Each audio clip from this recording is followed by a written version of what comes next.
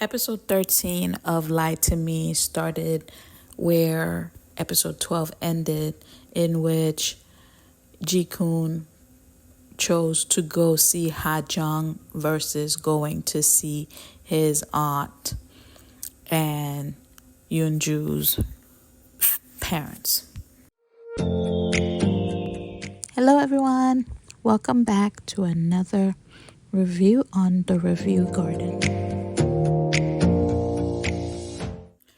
So when he went to her, they pretty much went to the amusement park and, started playing around. She tried asking him what was wrong because he was playing around, more aggressively. So she kind of picked up on something being wrong. And also, she asked him, do you know who Congressman Park is? And he finally revealed to her that, hey, it's Yoonju's stepfather. Also at the restaurant, you had Sorang and her husband who made up, and they were having dinner. And while she was going to the bathroom, she saw, Yoonju and her family and the aunt sitting on a table. So she went and called Ha-jung and was like, hey, just wanted to check on you and see what you were doing. And Ha-jung told her that she was with Ki-jun and that, she was pretty much having fun. And she was like, oh, okay, glad to hear that. So now when she got off the phone, she realized that Yoonju's mom was listening. So I'm guessing Yoonju's mom asked her who she was talking to and what was going on, because they were waiting for Ki-jun and for the mom to hear that Ki-jun was not coming. So she went back to the table and told Yoonju and the stepfather, let's go and whatnot. So the next day, Ki-jun had to pretty much go apologize to his aunt. And he's like, I don't like the idea of using Yoonju to get President Chan. So basically the whole beginning of episode 13 is just him trying to get back into President Chan's good graces and get the partnership back on track. Also at Ha-jung's job, they're suspecting some kind of relationship. One of her coworkers, he's not even doing his job. He's the one who passed the workload over to her during that whole retreat thing. And then he goes to the boss like, hey, haven't you noticed that World Hotel is involved in everything? And Ki-jun is involved in everything. I'm like, dude, mind your own business. You're not even doing your own job. You're over here worried about her. So, the workplace is also being, they're suspecting her. And she wants to keep her relationship to him quiet. So they're not saying anything right now. And then with President Chan, he pretty much had a conversation with him heart to heart saying that, hey, even though we lied, we still love each other, and so on and so forth. President Chen told him like, hey, fine, I'll consider it, but I'm not telling you that, yeah, I'll do it like before. Ji-kun decided that he wanted to go to China to kind of fix the issues with President Chen and trying to see how he can fix the whole situation with entering, the Chinese market. However, after he left, there's news that broke out that he's involved in a scandal, which was talking about the fact that he lied to President Chan and said that he was married already. And the whole drama with, that he was supposed to marry Yoonju, right? And now no one can reach him while he's in China. So now, the aunt and his secretary, his manager Park, nobody knows, what they should be doing to stop the problem. But I have a feeling that it was the guy who Manager Park fired some board members because they were not using the funds properly. And that guy, he was mad, and he went to the aunt and was like, I can't believe I'm fired by a young CEO. And she's like, well, fired is better than, being at the police precinct, right? So he met up with someone. So I'm pretty sure he's the one who leaked the story. And all of these people blaming everything on Ha-jung is like weird to me. So like Yoonju she went to the office, she went to the hotel, and then she happened to see Ha-jung there. And, she went out with her to talk to her. And she's like, you need to reconsider being with Ki-jun. Being his woman is not simple. Like, you can't be bringing him down. He's somebody who focuses on his projects. And I'm like, why are you even still here? Like, this man erased you from his memory. Like, why are you still here? Grasping for scraps. Like, why?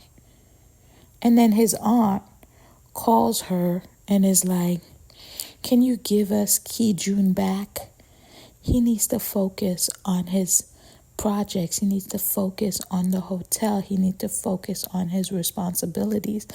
What does that have to do with her?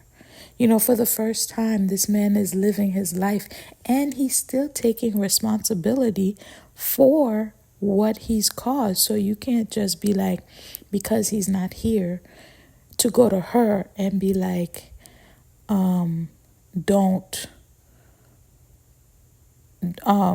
give him back. Like, what does that even mean, right?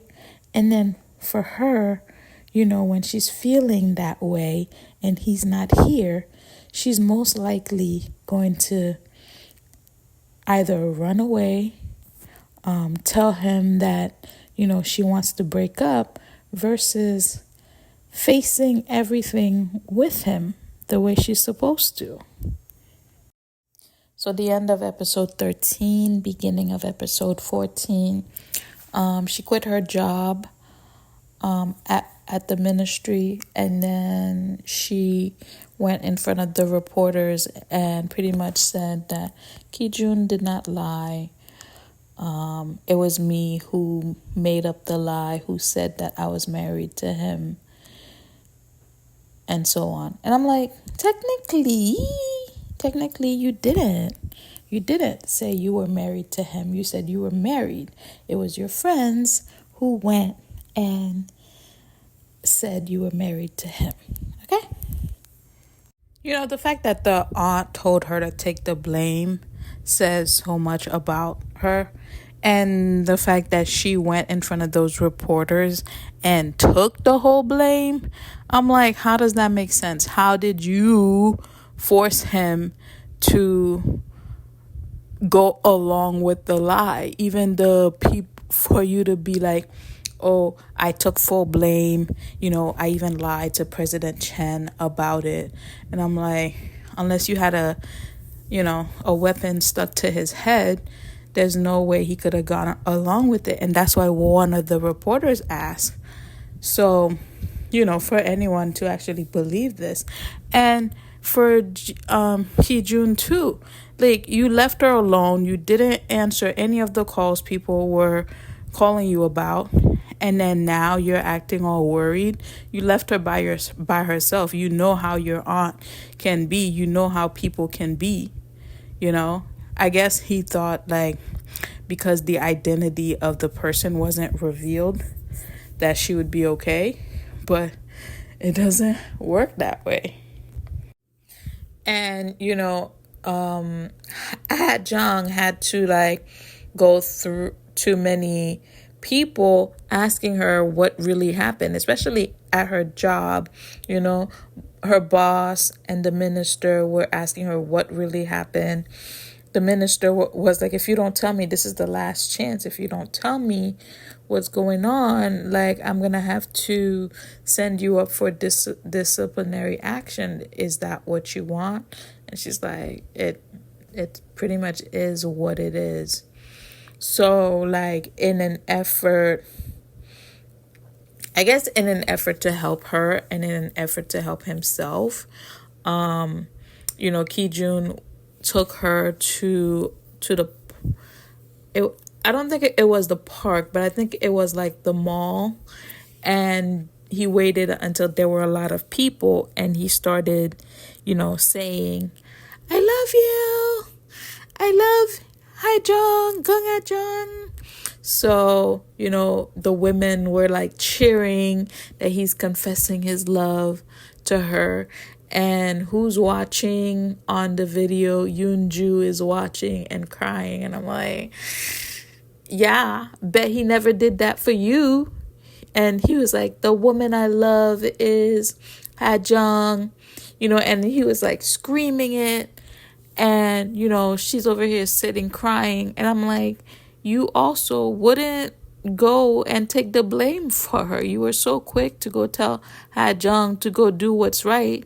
Yet here is this man publicly telling you and everyone else who the woman he loves is. So I really hope that she, picks herself up, whether it is to go back to Paris or whatever it is she wants to do. But there's really no need for her to be here still crying over this man who told her no multiple times. So the couple each had their own disciplinary hearing. The board of directors wanted to have a meeting to discuss removing Ji-kun from his position. And they were like, the choice is pretty much made because you all this story about you came out in the newspaper and you couldn't even get the contract with President Chan. So they were like, sorry, the choice is already made. And so then while his aunt was like, okay, well then let's take a vote. Manager Park walked in and said that, hey, President Chen just sent over the signed contract and he wants to, partner with us. He wants to invest. And, everybody's happy except for the two guys who really wanted Ji-kun gone. And in terms of Ha-jung's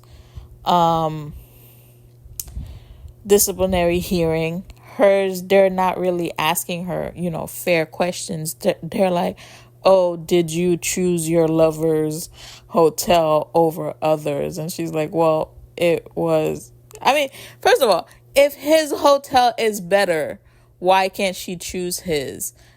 While I understand, her job is a government position, but if his hotel is better, she should be able to use it. Are you saying that just because she's dating him, she can't use his hotel at all? How is that fair to him now? Like, they make no sense. And she even said it. She's like, she doesn't feel like these questions are fair to her. And they're like, oh, this is what's gonna help us make the final decision. Your answer to this question: is it true that you and Ki-joon are in a relationship? And I'm like, how exactly is that going to help you make your decision? Like, you're very biased. Like, if you want to fire her, just fire her.